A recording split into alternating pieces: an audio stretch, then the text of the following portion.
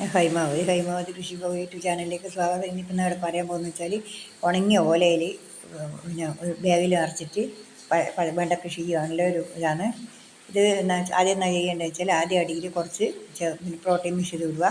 ചകരിച്ചോറോട് ആക്കി വെച്ച് protein mix ചെയ്ത് വിടുക. അതിന് ശേഷം കുറച്ച് ഓല വാരി ഇടുക. ഓല വാരിയിട്ടതിന് ശേഷം അതിൽ കുറച്ച് ഉണക്ക് ചപ്പ് ഇടുക. അതിന് ശേഷം കുറച്ച് ഓലപ്പൊടി ഇടുക. ഓലപ്പൊടി ഇട്ടതിന് ശേഷം കുറച്ച് ആദ്യം പച്ചത്തോല് വാരി ഇടുക. അതിന് ശേഷം കുറച്ചും കൂടി ഓലപ്പൊടി ഇട്ടിട്ട് കുറച്ച് ഇതെല്ലാം വാരി നിറച്ചിട്ട് അതിൻ്റെ മേലെ പ്രോട്ടീൻ മിക്സ് ചെയ്ത് ഇട്ടിട്ട് നട്ടു കൊടുക്കുകയാണ് വേണ്ടത്. ഇതിൻ്റെ ലോങ് വീഡിയോ ഞാൻ എൻ്റെ റിലേറ്റഡ് വീഡിയോയിൽ കൊടുത്തിട്ടുണ്ട്. ഇതിൻ്റെ താഴെ ലിങ്ക് കൊടുത്തിട്ടുണ്ട്. ആ ലിങ്ക് കയറിയിട്ട് നിങ്ങൾ കാണുക. ഇതിൻ്റെ വിശദമായിട്ട് കാണാൻ കഴിയും ഇതെങ്ങനെയാണെന്ന്. ഓല പോലും നമ്മൾ വീട്ടിൽ ഒരു സാധനം കളയേണ്ടതില്ല. എല്ലാം പച്ചക്കറി നടാൻ നമുക്ക് ഉപയോഗിക്കാൻ പറ്റും. ഇതൊരു വളവും കൂടി, ഇത് ഉണങ്ങി വളയാകുമ്പോഴേക്കും ഒരു വളവും കൂടിയായി. അതുകൊണ്ട് ഇത് നല്ലൊരു പരിപാടിയാണ്. കരിയിലയും എല്ലാം കൂടി ഇട്ടിട്ടാണ് ഇത് നടുന്നത്. ഇതിൻ്റെ